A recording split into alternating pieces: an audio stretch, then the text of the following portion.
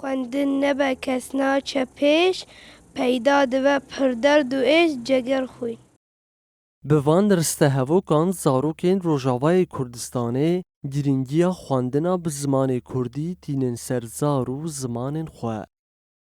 Nûjin û Newroz her du xwişkên hevnû ji bajarê Efrînê yê Rojavayê Kurdistanê ne.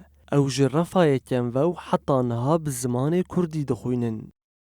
Her du zarokên Efrînî bi Kurdiyeke saf û zelal ku mirov dibe heyranê bi lêvkirina wan diaxivin û dinivîsin.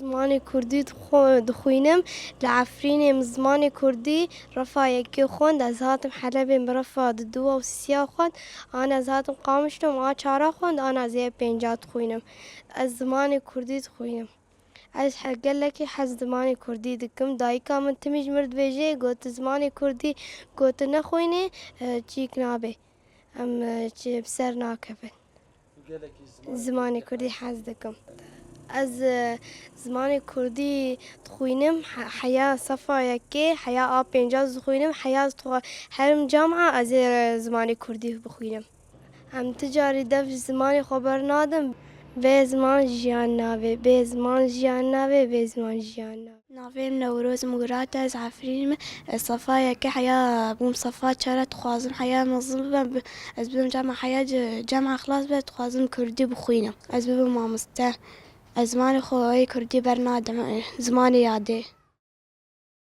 Her du jî dixwazin bibin mamosteyên zimanê Kurdî.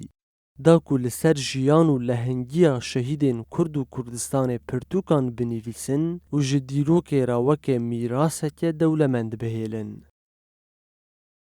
Ez dixwazim dema ez mezin bibe ez bibim mamoste ji bo ser vê jiyana şehîda ez pirtûka binivîsînim.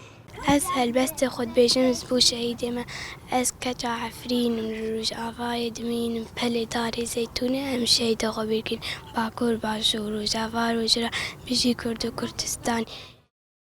Weke Nûjin û Newrozê îro ro li bajar, bajarok û gundên Rojavayê Kurdistanê bi dehezaran zarokên Kurd bi eşq û evîneke mezin li dibistanan dixwînin.